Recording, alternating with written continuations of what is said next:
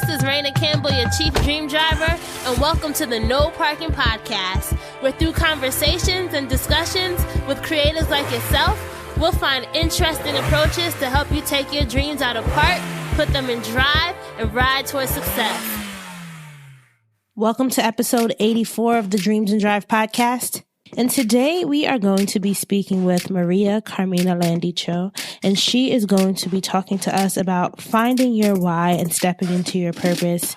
Now, as you know, for the month of May, I wanted to bring on women who I thought had great stories and who keep it real about the progression of their dream driving stories. And as you guys heard in episode 83 with Mackenzie Dawkins, is that sometimes your dreams don't go as planned, and you have to learn to figure it out as you experience everything that comes with that. And on this episode, Maria-Karmina opens up about her experience navigating the media world as an Asian American woman. And I think it's so important for us to get diversity in stories. So I hope that you enjoy listening to her talk about what that was like for her. And just so that you don't get confused, you're going to hear me call her Karmina in the episode. And Karmina talks about, what it was like growing up in an immigrant household and what inspired her as a child. She talks about how she knew journalism was for her, how to know when to jump, what it was like for her to thrive in a male-dominated environment, how she landed at Myx TV, which is one of the only English-language multicultural Asian American entertainment cable networks in the United States. She also talks about tackling personal life issues, leaving a toxic and abusive relationship, and now how her life is changing for the better. And because she's also working at a network, I couldn't not have her talk about some tips that you can use as you are growing your brand and platform. So this is going to be a great episode, and I hope that you guys really enjoy it. If this is your first time listening, I ask that you please make sure to follow us on social. We're Dreams and Drive across the board, Facebook, Twitter, and Instagram. And you can also use the hashtag Dreams and Drive when you are engaging online and sharing this episode. If you want today's show notes, just go to dreamsanddrive.com and click on episode 84. There's lots of other information and goodies there that you can definitely check out. We have tweetables from the episode. You can definitely get a lot more insight into who she is if you check out the show notes page and peruse all those links. And if you really enjoy this show, I encourage you to share it with a friend. That's the way that the Dreams and Drive community has been growing, by you all sharing episodes with people that you love and people that you think will be inspired as well. So I really would appreciate if you did that. Let's get into the episode. Hi, Karmina. Thank you so much for being a guest on today's episode of Dreams and Drive. Yes. Hi, Raina. How are you? I am good. As we were saying before, you're over there in LA. I'm here in New Jersey. Our weather is different. Yes. Let me tell you, we're living and breathing summertime 24/7, 365. LA is on my list of places to visit. I have never been to LA. I've been to Seattle though, but it's definitely not like LA. Yeah. LA is its own world, and I welcome everybody here because when you come here, your life will change. But again, you're a Jersey girl, so you never know. I mean, you're really close to New York. Yes. Really close. So, and they say New York is concrete jungle where dreams are made of, right? Yes. Amen. My cousin actually wrote that song. No, stop. Yeah, I'm she gonna did. stand out. And she won a Grammy for it. Shout out to Janae Swell. Yes. Janae Swell. I would love to meet you one day just to shake your hand. That's amazing. So, Karmina, as you may know, I love to start all our interviews by taking, a walk back in time, right? If I had to say, as an 8-year-old, 9-year-old child, what inspired you back then? Who was Karmina, the young girl? You're going to make me cry already. Oh, no. No, in a good way, because I so much treasure the 8-year-old child in me. And I always want to keep the child in me just because, we grow up or we fall into society thinking, we need to grow up and be more responsible and forget our childlike, I guess, mentality. But in a sense, okay, to go back to your question, what would I tell the 8-year-old Karmina? Was that correct? Oh, no, I would say, what inspired you back then? So what were the things that, were really motivating you? What were your dreams as an 8-year-old? My dreams as an 8-year-old, to put it plain and simple, was to tell the stories of people, places, and things that you would never otherwise hear from. Mm-hmm. And I guess that's kind of what stems. Like, I remember being literally 8 years old. It was probably a day after my birthday, and I stole my parents' typewriter under their bed to just interview my neighbor. It wasn't a great story or anything. I just wanted to know what their life is like. And, I was typing it out as if I was a journalist at 8 years old. So mm-hmm. That's definitely what inspired me. And you grew up in an immigrant household, right? I did. So I'm half Spanish, half Filipina, mm-hmm. but I was born in the Philippines, and then I came out to America, kind of immigrating from Nevada to California, and then finally landing in Southern California and staying here at like 3.5 years old. Mm-hmm. And, there was 4 of us in a household, 4 siblings, and then 2 parents. And sometimes we would have my grandparents there because my parents would work double jobs, and, they wouldn't really ever see us Monday through Friday. So it was our grandparents that took care of us. Bless their hearts. They are in heaven now, but, I owe everything to them. And being in an immigrant household is such a different world than, even if we're in America, it's such mm-hmm. a different world than the kids I would go to school with. So, yeah, I could talk days about that. What were some of the biggest differences between you and your classmates? Oh, well, we were very poor. Well, to begin with, we were pretty poor. Mm-hmm. We were living from one household to another, from apartment to apartment. And I was just talking to my mom about this the other day. Food stamps were definitely one of the biggest, and as materialistic as it may seem, but food stamps were one of the biggest, I guess, when I was growing up in elementary school. It was very hard to go into the lunch line with a food stamp rather than having my brown paper bag filled with a peanut butter jelly sandwich and chips, mm-hmm. and I would always be so ashamed to have the food stamp that sometimes I wouldn't even eat lunch. And I'd be like, oh, I'm not even hungry, which I was starving. Of course, I was a kid. But yeah, things like that. And, there were another thing that pops up in my head is every time school year would come around, we would only have one day of shopping for the whole school year. And all we could buy were at the most 3 outfits and 1 pair of shoes. When, you're with these other kids who don't even think about that. They don't think about what they're wearing. They just put on whatever new shirts or new shoes their parents give them. But for me and my 2 brothers and my 1 sister, that was always something that it was just like, I guess, not a routine, but something that we would always look forward to the beginning of the school year. Thinking back, what do you think were some of the most important lessons you learned as a young Karmina? Really, it's just to not care what other people think, because I spent so much of my childhood worrying about, what, even if it was family, like my aunts or something, worrying about what they would say when I showed up to a party, what they would say about me, or going to school and worrying about what kids thought about my rotten pair of shoes mm-hmm. or my holy shirt, or even my bowl haircut that every Asian child had, and I grew up in a very Caucasian society.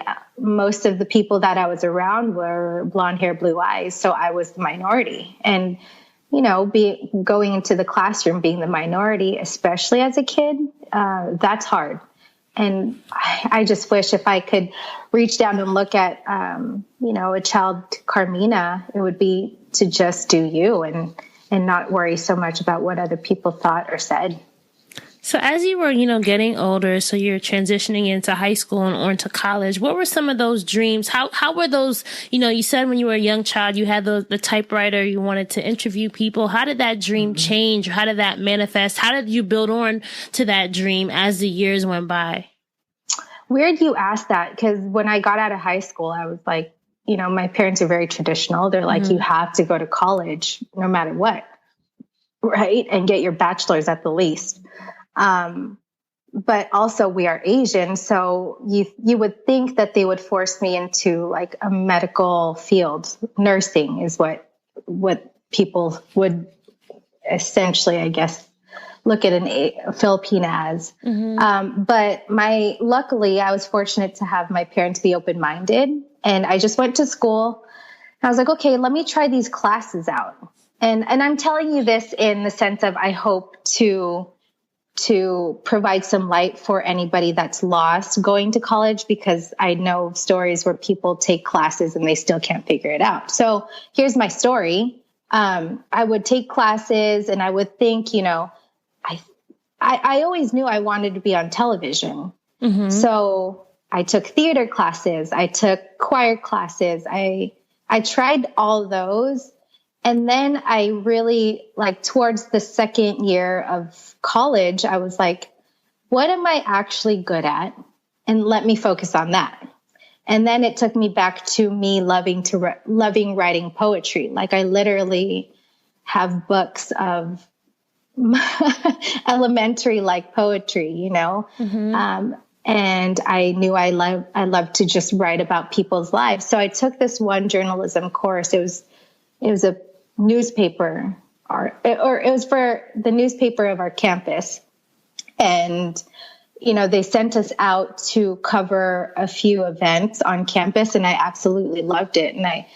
And then from there, it kind of just branched off into wanting to do broadcast. And then I took classes for broadcast journalism. And luckily where I'm from, we got to be very hands-on with production. I would be in studio, switching cameras. I would actually be holding cameras.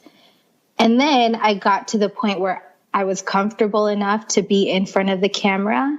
And Raina, let me tell you, the feeling that I got when I got in front of the camera the first time, pressed record on my own, and put the mic to my mouth, no matter what I was going through behind the scenes, in my personal life, it doesn't matter. It didn't matter what problems I had, all of that faded. And that's when I knew, and I was reporting, and it just felt like time stopped. And that's when I knew that it really was for me. Do you remember? I feel like that's an important moment for all of us in our journeys, right? There's that moment where you realize this is what you're supposed to do. What did you do next? Or do you think you realized at that moment, or you realized after the moment that was the moment? Does that make any sense? No, it makes 100% sense. I think I had realized it at that moment, because there was this weird fire in my heart and at the pit of my stomach that just told me to keep going and keep talking about whatever the heck I was reporting on. And then I turned off the camera and I literally told myself, wow, I executed that better than I thought. And, what really solidified it for me was the fact that I took that coverage back to my professor, and he was like, okay, this isn't meant for everybody, and you really have to build a thick skin. And he knew I was this nice, naive girl, but he just wanted to let me know that he saw something in me. And from there, I was like, okay, I'm going to do this, and I'm really going to do it. But what do you think made you special? Oh, man. There's two sides to it. I mean, one side is the very physical aspect of just being on camera and needing to look appealing. And that is my smile. Every time I do something, there's always a person that tells me that smile is just priceless. and to hear that growing up, that was the only thing that I could hold on to was my smile. Mm-hmm. And so everywhere I went, that was it for me. That was the winning, I guess, award. But on the other end, what I think also makes me special and also makes me different than, anybody else out here in Hollywood or Los Angeles is my drive and my ability to just find a way no matter what, because there's always going to be something that blocks you, and you can complain about anything in the world, but if you can find a way through it, then that's why you succeed, and I feel like that's the type of person I am for sure. And definitely, you hear the stories about LA being a tough place, right? It's a place where everybody goes who has dreams, and definitely having that drive and that desire to find a way no matter what. You're going to need it if you want to survive. And okay, so you had this moment where you realized this is your dream. This is what you're supposed to do. How did you actually go about executing it and making it a reality? Girl, let me tell you, I'm just going to be honest with you and say straight out of college, I had a really hard time. I interned at one of the biggest, actually the number one news network in LA. And LA is the number 2 market in all of America, mm-hmm. New York being number 1. So anyways, I interned at this place, and I was there for 3 months. I was there Monday through Friday, did everything they asked me to, even got coffee, because I was that type of person. Like, whatever you need me to do, I will do it. I am your intern and I will show you I need to be here. And I did. And, there were days that I would come home crying just because of how hard people were to their interns, because that's what, I don't know if you know much about the news or media industry. They always say you need to build a tough skin, because they will literally grind you down to the ground, to make sure that you are strong enough to make it, Mm-hmm. So yeah, long story short, the very last day of my internship, I was, cutting up, it was a hard news place. So I was cutting up a bunch of hard news segments, and hard news are always bad news after bad news after bad news. And I was editing that and watching the highlights for 5 minutes of just bad news, bad news, bad news. And I remember the very last hour of that day, I was watching that segment and I started bawling, crying. I was like, and I didn't know why until I stopped crying, and I was like, this isn't for me. I can't report on bad news. I can't turn my heart cold this way. I just couldn't do it. So I left that internship and got cold feet. And then I found a very comfortable job in a corporate, I guess it was a pretty big mogul. It kind of takes up all of America. And I don't want to put the name out there, but so I landed a job there, became the receptionist, climbed my way up to the corporate ladder, and then became the assistant general manager for all of Southern California. Mm-hmm. And that made obviously a lot of money, to the point where I could take care of myself plus my parents. How old were you at this time? By this point in your career? How old am I now? I think I was 22, 23. Oh, wow. And okay. Yeah. Yeah. So I stayed there for about 2 years because I was so comfortable with that money. And, the environment wasn't all that bad. Everyone was very friendly. And I was like, okay, I could do this. And again, all I've ever wanted to do in my life was to take care of my family and make sure my parents never had to work a day in their life, because I saw them work so hard when I was a kid. But it's so weird how I have these just days where it's just a random day that it clicks in me, and it's like, I need to change something in my life, right? Mm-hmm. Just like that internship. But this happened too at this corporate job. I would always open the doors for everybody, at 6 or 8 in the morning. And I would be happy doing it. But all of a sudden, after the 2-year streak, I went to open the door and I was like, this isn't for me. Like, I know I'm meant to do more than this and just make money. And so that day I remember putting my 2 weeks in, and I also contacted my girlfriend in LA saying, hey, would you allow me, because I had saved up some money. I said, would you allow me to stay on your couch for 3 months, 6 months at the most, paying you this amount of money? And during that time, this is my plan. And my plan was really to find a job in the media industry. And the reason why I stopped trying to find a job initially was because no one wanted to hire me as an Asian American.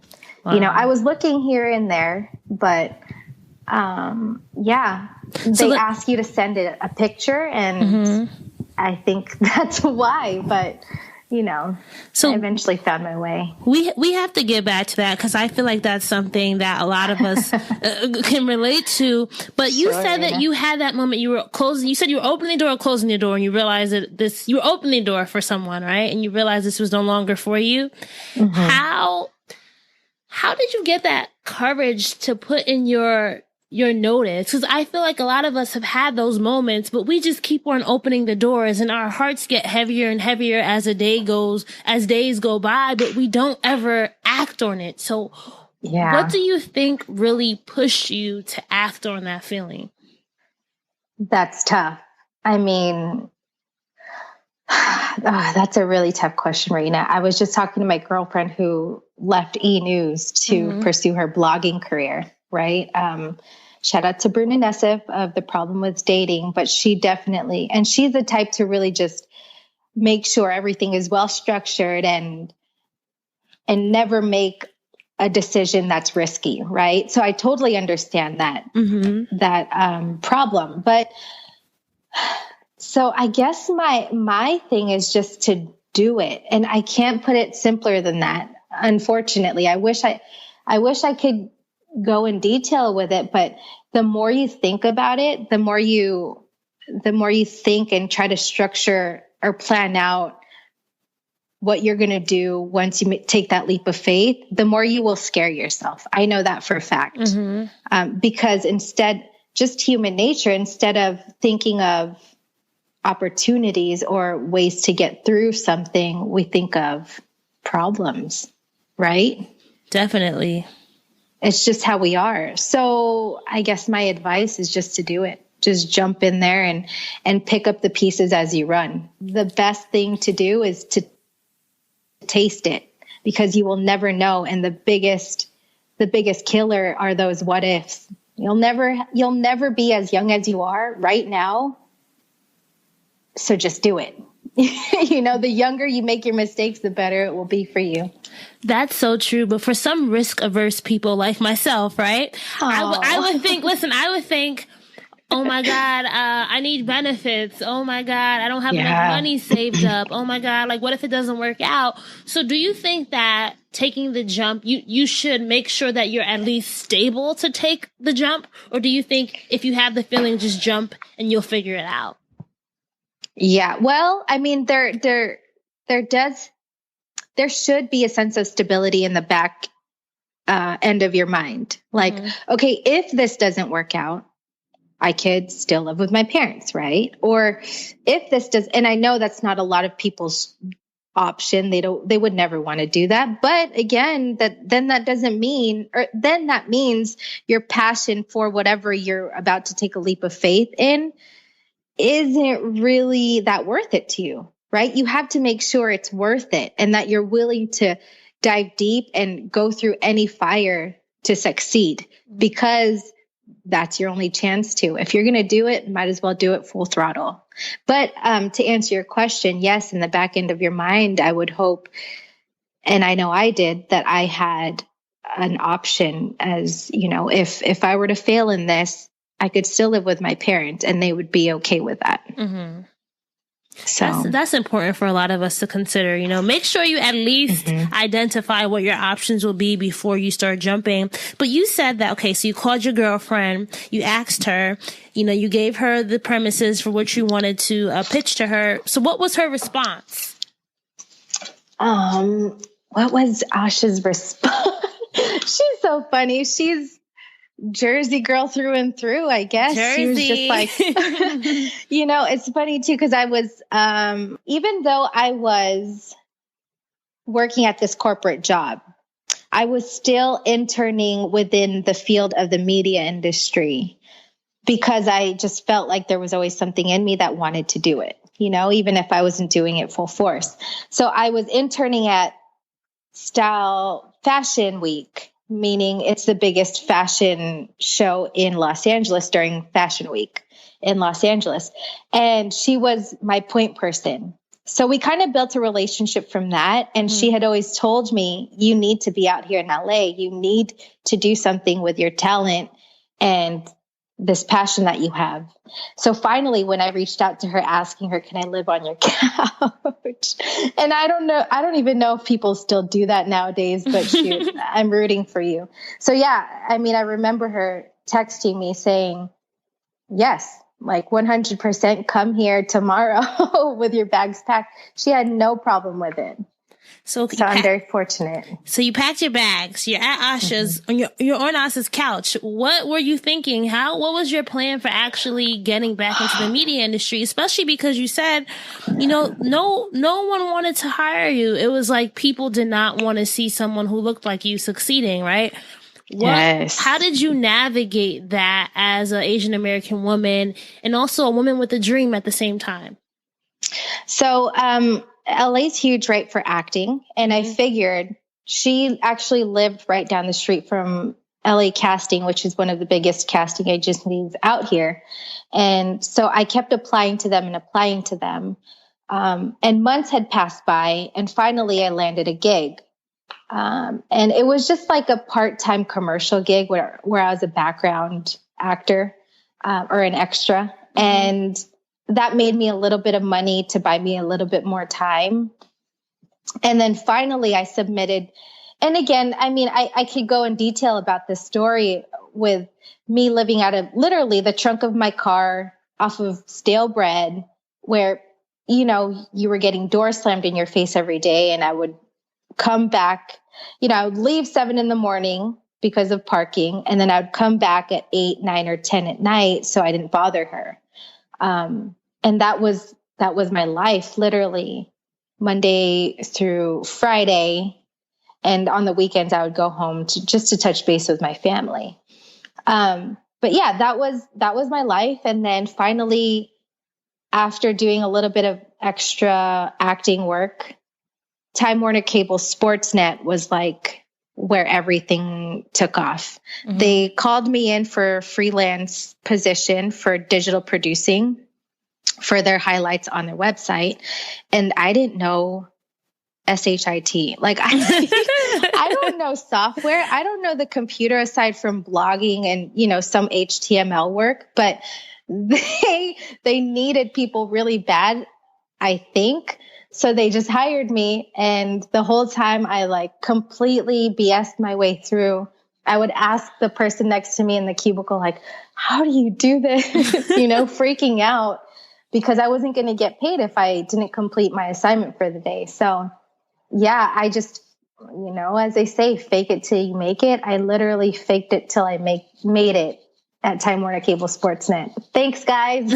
But did you learn anything during that time, though? Yeah, I learned my ability to really pick up on things. And that's something I hold close to me is you have to just be quick on your feet and make sure that if one option doesn't work, you got to find another way quick, like in 2 seconds, Mm-hmm.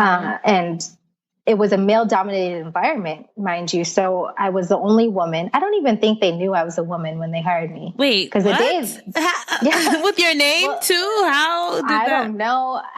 On the day they hired me, they told me to come in in the afternoon to complete the papers, and they looked at me like, "Is this the girl is this the person we hired?" Anyways, yeah. So I did that for a few months. They ended up hiring me full time for a year and a half. And then I got lucky to find the position that I'm in right now at Myx TV. So what? Let's talk about Myx TV. Tell us a little bit about the network and how you got, how you became a part of the family there. Oh, okay. So Myx TV, MYX TV, is a branch. So it's a sister company or a child cable network from a parent company that's international called ABS-CBN. Mm-hmm. And basically we're a huge mogul in the Philippines. Mm-hmm. We pretty much control everything out there as far as media goes. And then Myx TV is the American network, millennial network. Mm-hmm. And really what we are is we're the largest Asian American multicultural network in, I would say, the world at this point, in a digital and linear, meaning television platform. So what we really try to do is promote diversity mm-hmm. and steer away from a white man or a white woman being the face of anything we do, and showcasing our true talents. Not that we're just nerds who know mm-hmm. math and know how to read. And we actually know how to act too, guys, you know? So that's definitely what our network is about. And we're definitely going strong with this whole whitewashing issue. So. Oh my God. So many things we have to talk about here. So many things, girl. Because, you know, as a woman of color, as a woman who identifies as a Black woman, right? I think those are also mm-hmm. then issues that not I personally, because I don't work at a media company per se. I mean, Dreams and Drive mm-hmm. is my little media company, but we're inclusive of all different types, right? But, I think that's something that I've seen as someone who has worked in the media industry before, is who is controlling the narrative, right? And who are the people that are behind the people controlling the narrative? And if you don't have the right people at the table, then how the story is told is going to be significantly different, or can be significantly different from the truthful story. Does that make sense? Yeah.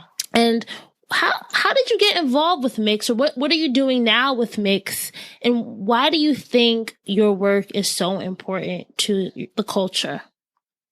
So I essentially came on board to the network as a social media manager. Mm-hmm. And I thought that was very important, because social media is such a huge factor in everyone's lives, no matter how old you are. And so I felt like my voice and the way I perceived Myx TV and our shows was very important. And promoting that, Asian Americans, whether you're East Indian, Korean, Filipino, or even, any type of race aside from the majority, that we have a voice and that we need to be paid attention to, right? Mm-hmm. And then later I ended up getting promoted to become the community manager and the face of the network, meaning I really was the person to not only promote this form of diversity and multicultural network on camera, but I was also doing it on foot, like in the fields, and everyone I met, I just had to be that person. And I took it upon myself to proudly represent Myx TV. So yeah, it's so important to me. I mean, I live and breathe this culture of diversity. There's mm-hmm. no other way, with everything going on in politics, which I'm not sure I want to get into, but mm-hmm. if we want to touch base on it, being multicultural is very important, no matter who you are, whether you're the face of a network or whether you're a person walking down the street. You have to have a voice.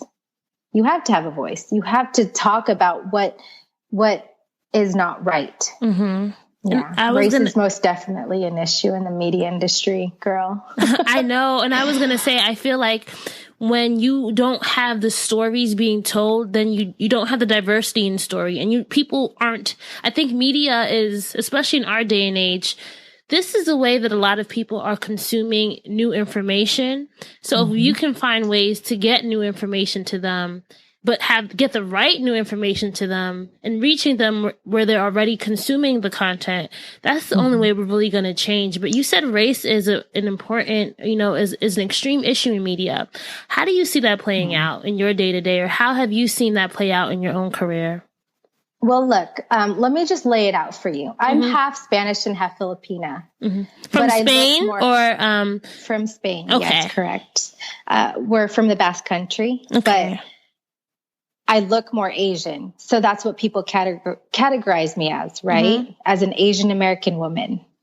But as an Asian American woman, I am a double minority. So there are certain hoops you have to jump through in order to really win in this industry. But there's also power in that, it's never been easy. It's never ever been easy for an Asian American actor or host or personality to get work in Hollywood, let alone take a stand against people who run the place, right? So that's why it's so important for us to do it now. Where I see it going in the next month, in the next year, we're about to blow up. Not blow up in a bad way, but we're about to become the majority voice, or I don't know how to put it, but people are starting to listen.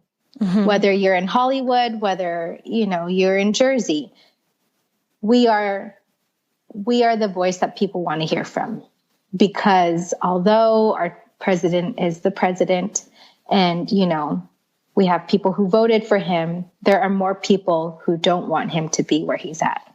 So they want to hear from people like us as to why it's important to hear our voices, right? I 100% agree. And I feel like I'm not a very political person either. I don't want to make this a show about politics, but I just want to say that I think that we're going to be surprised with what happens in the next few years when people really don't put up with things that they've put up with for a long time, right? Meaning when people are empowered, and that's why it's so important, empowering people who have diverse voices to share their stories. Because if we can provide safe spaces, safe networks, safe communities for us to really embrace each other, then that's what's going to really, I think, bring about the change that we need.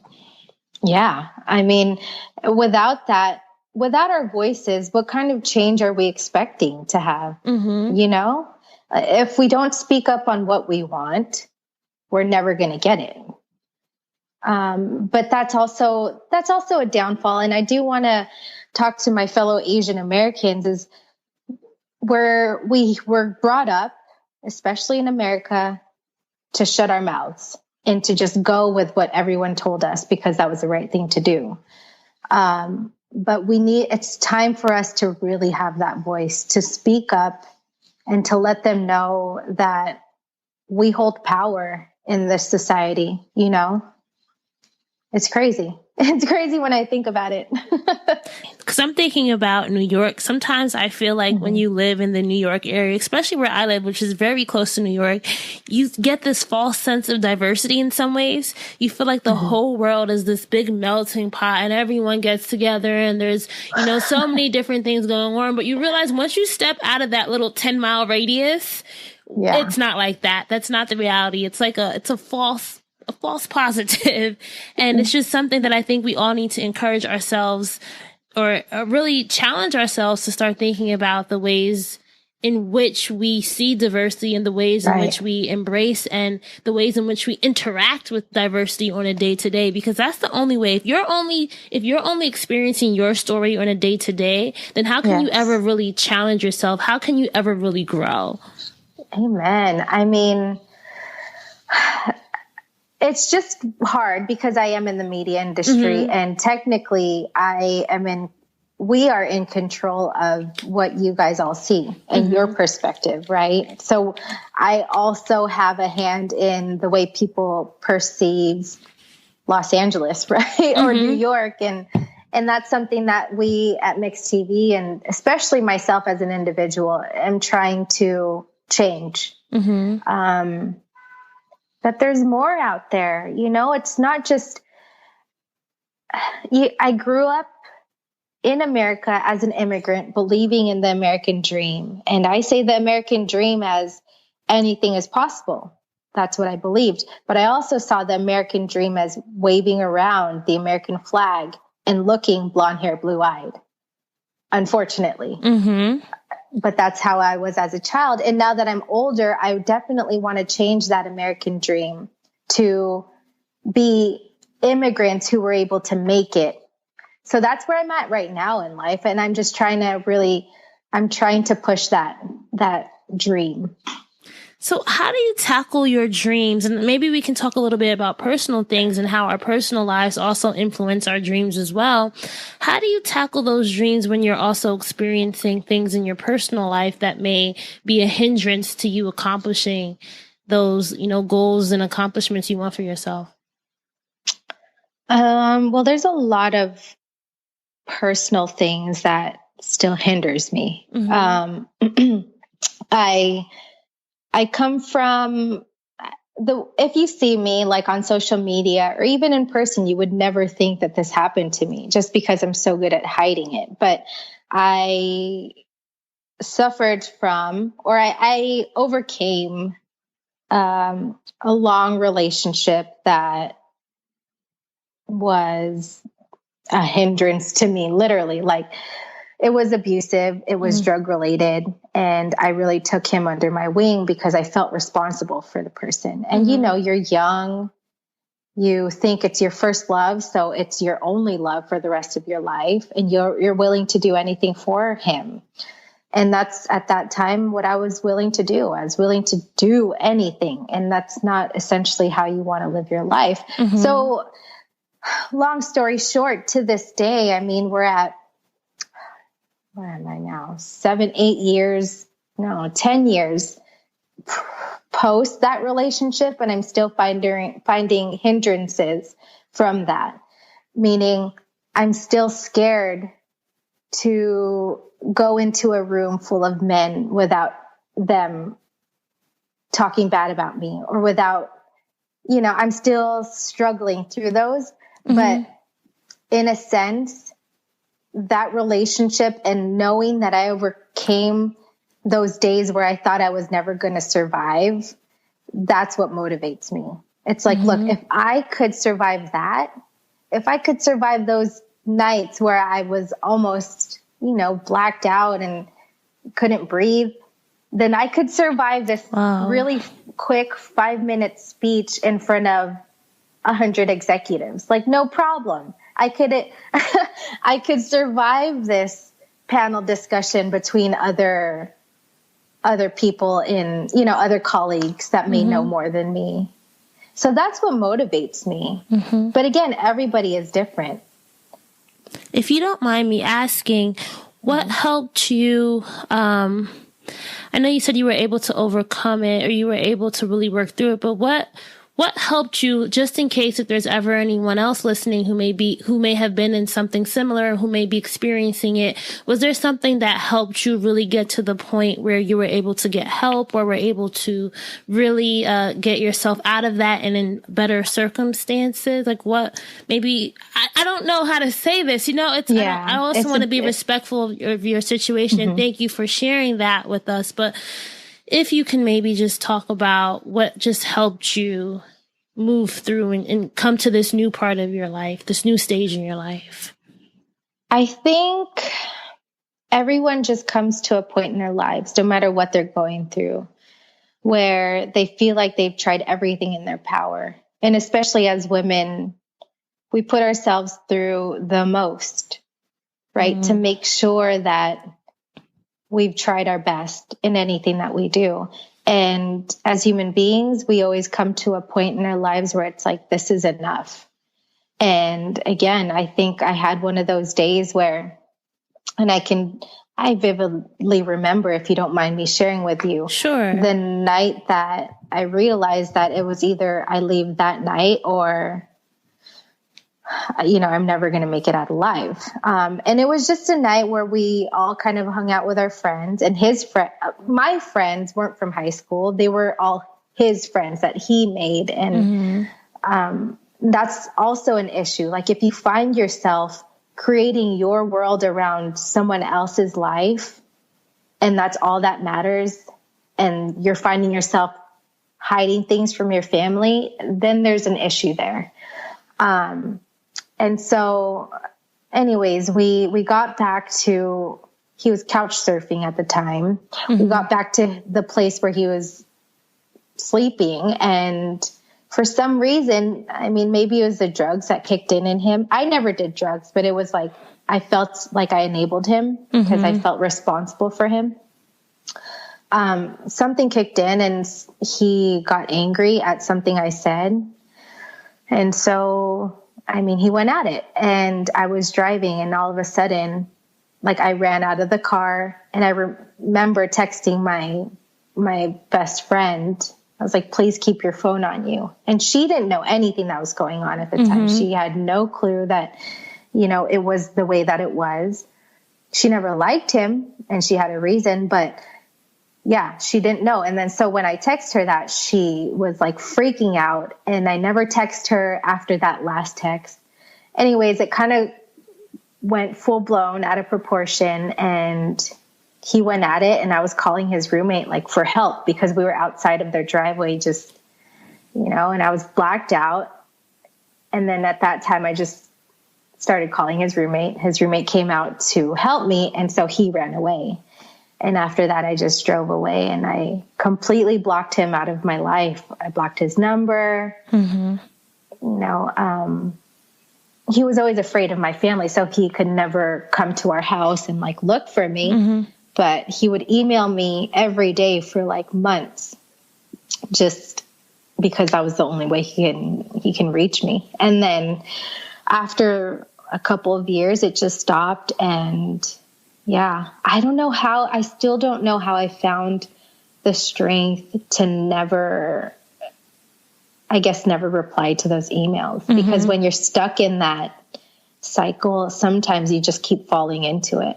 But I don't know. There's just something clicked in me, and thankfully, I was smart enough to get out while I could. One of the things on episode 68, our guest Tanya Rapley shared, you know, also being in a relationship that was abusive in a different way. And she said one of the things that she had to learn, and she didn't learn this until she worked with clients, was that she never forgave herself, right? She carried around this guilt for so long. And it wasn't until she was able to forgive herself that she was really able to produce her best work and really be able to empathize with her clients, to empathize with others, because she realized that they too were holding on to things that they wouldn't forgive themselves about.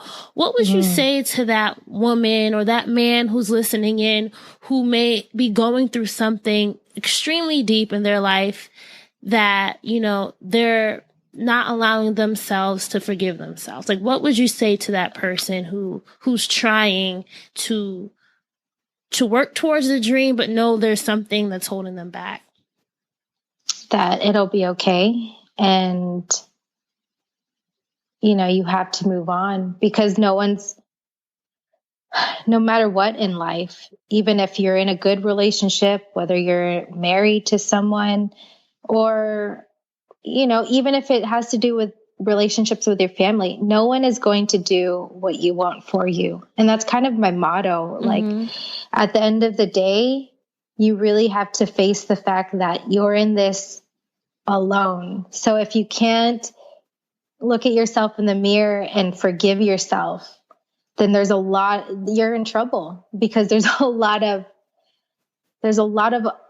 uglier things out there.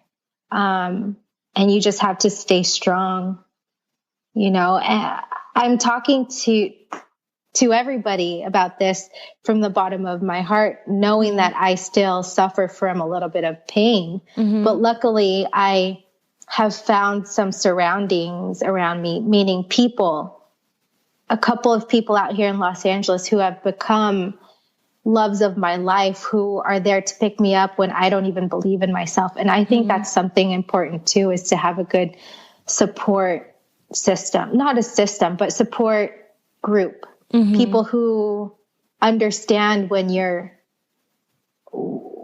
angry, and, you know, they don't understand why, but they'll be there and they'll sit there with you and really try to just love you through it. That's so important. Just having people to love you through the struggle. how did your life change for the better once you were able to move past that? And I know we're talking about 10 years prior and, this now being the present, but what have been maybe I can ask you, what have been some things that you're so proud of that you've accomplished since that moment in your life? Oh man, that's a beautiful question. One thing that really reigns true to my mind is when I volunteered for a medical mission. And within that medical mission, they had an opportunity to do some backpack journalism work, meaning you literally take your backpack and all of the equipment that goes with the camera, the lighting, the tripod, the mics. You take that into your backpack and just travel throughout the medical mission. And I was fortunate enough to go to the Kingdom of Cambodia. It's a third world country, and right now it's blacklisted, so not a lot of people can go. But I witnessed firsthand the strength of love. And they don't even have roads, Raina. Everything is dirt. It takes you hours to get to your next destination or to even get food. You have men and women who are amputated. We actually went there to become the first medical mission to provide prosthetics for those that have amputated legs or amputated arms or hands. Because, they just suffered.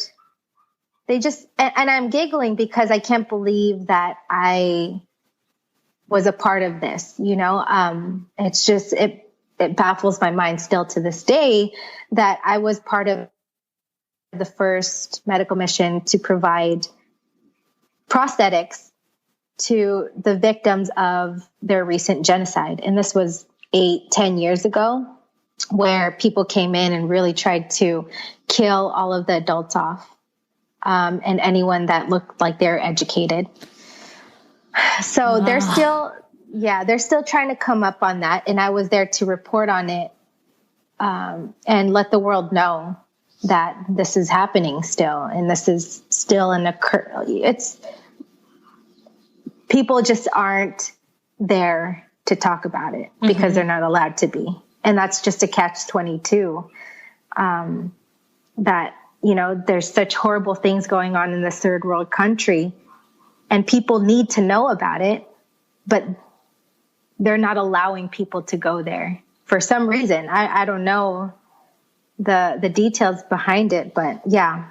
So I was lucky enough to report on it, and I just saw the amount of love that they were lacking and that we were able to give them. And, you get tears from people just by hugging them or saying hello. And it's like, wow, all I did was say hello. And you're crying, trying to hug me and say thank you. I'm like, no, thank you for touching my heart and showing me that this is what the real world is like, So yeah, I mean, that still definitely touches me. And then wrapping things up, because I feel like there's just so much that we can talk about. And I want to take it back to, you being having this media dream and now being able to help really change the what am I saying? Not change the voice, but really create a voice and create a space for, at Myx TV. What advice would you have, Karmina, for, that young millennial creative entrepreneur who really wants to make it in the media industry? Now that you've kind of had your years of experience making it and carving your own space, what advice would you give to that person? Okay, Raina, this is going to be really long because I get asked this question all the time. In my I tried to ask DMs. you questions that no one else asked you, but we had to bring it back and just make sure we cover that ground for our listeners. Sure. So I'll just say this, just start. Whatever it is that you want to do, just start. Don't even sit and strategize anything aside from, optional are those things that you can backfall to, right? But aside from that, just start. Like, I'm a firm believer of just doing it and picking up while you run. You have to try and then you learn, because sometimes the smartest thing to do is to stop thinking. Really, I'm an avid overthinker and I'm a recovering overthinker. So I am one to tell you that. Yeah. And when you're a millennial, I see a lot of us as pioneers to things. Like, there's so much new stuff at our hands, like social media being the most important.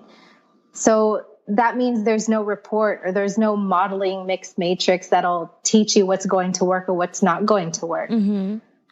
So you just have to do it and make sure, cross your fingers that it's not the bad move, right? But how else are you going to know if you don't do it?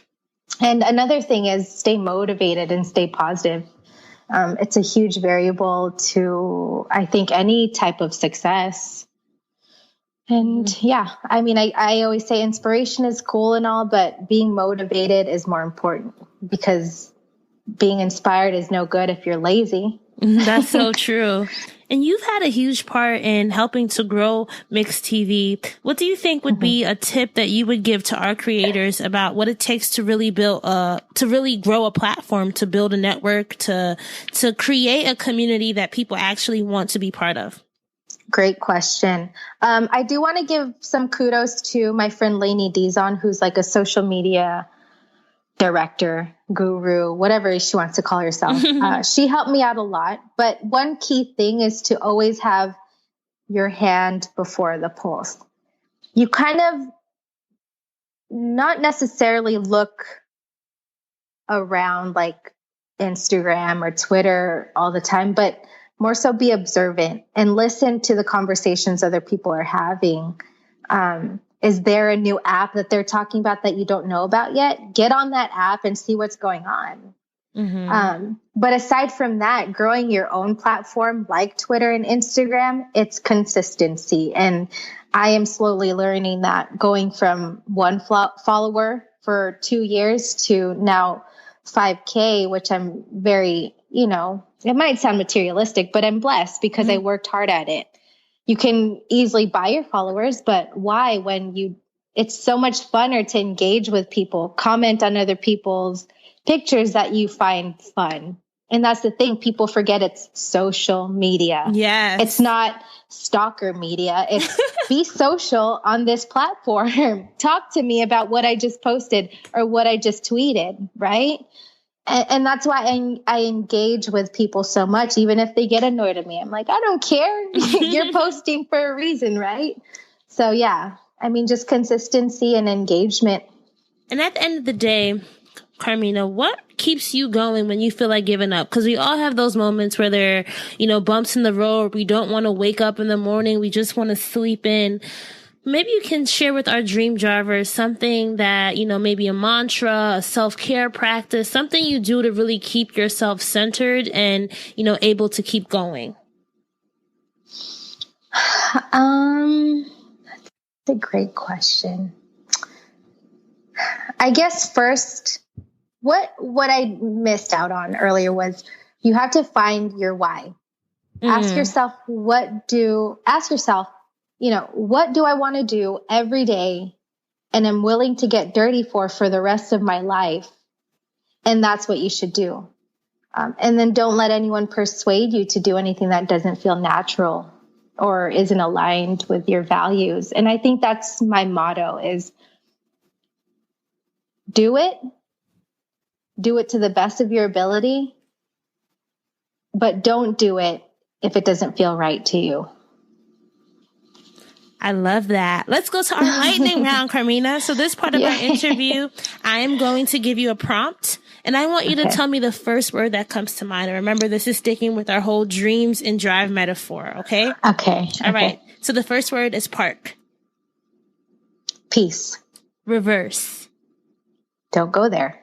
Neutral. You're not going anywhere. Drive.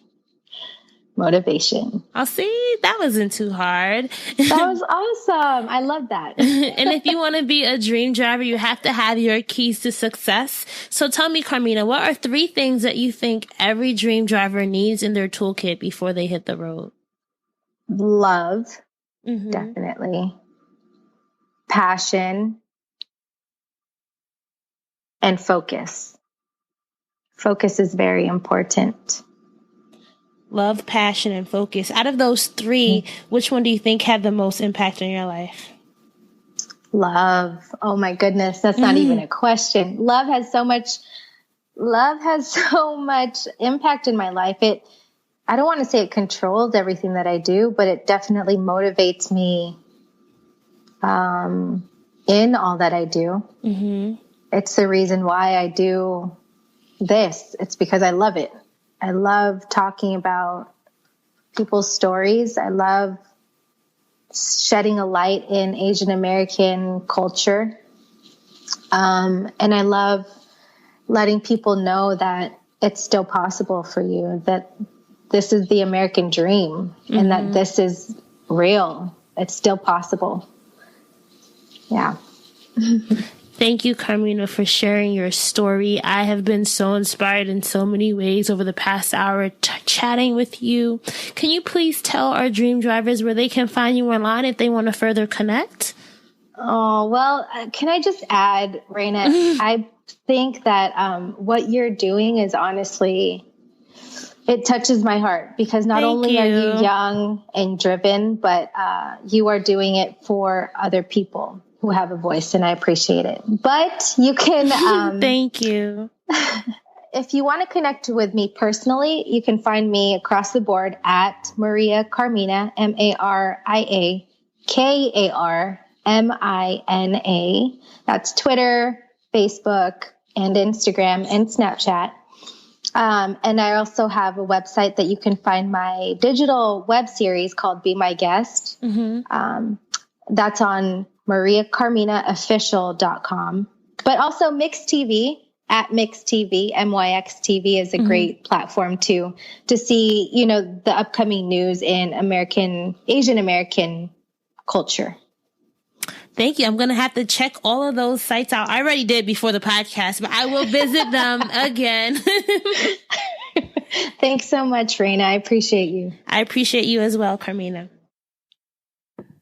All right. So that's a wrap for episode 84. I hope that you enjoyed hearing Maria-Karmina's dream driving story as well as her keys to success. If you enjoyed today's episode and you want to learn more about Maria-Karmina, I invite you to check out our show notes page by going to dreamsanddrive.com and clicking on episode 84. You can get more information about Karmina. You can get our links and tweetables that you can share on your social media page. There's lots of good stuff there as well. And as in general, the dreamsanddrive.com site is a place for you to explore and get resources. We have our free resources that you can access by going to dreamsanddrive.com/free. Or if you want to join our Dreams and Drive community, you can do so by going to dreamsanddrive.com/join. Keep dreaming, keep driving, and we'll chat again in episode 85. And if any of you want to leave feedback, I want to say that our listener survey is still open for anyone to leave feedback at any time. Just go to dreamsanddrive.com/survey. If you want to tell me what you think about the show, if you have any questions, if you have any suggestions for future episodes, that is a great way for you to let me know about that. I love talking to y'all each week. It's so fun. I can't believe we're about to hit episode 85. It's so crazy. If you have a dream, don't give up on yourself ever. I'm telling you, don't give up on yourself. There's one thing that should keep you going is that fire inside of you. If there's one thing that I'm learning from doing these interviews and talking to all these amazing dream drivers is that belief in yourself as you hone it is going to be something that will carry you forward in your life through thick and thin. And having that sense of purpose, having that sense of why is going to be integral to your success.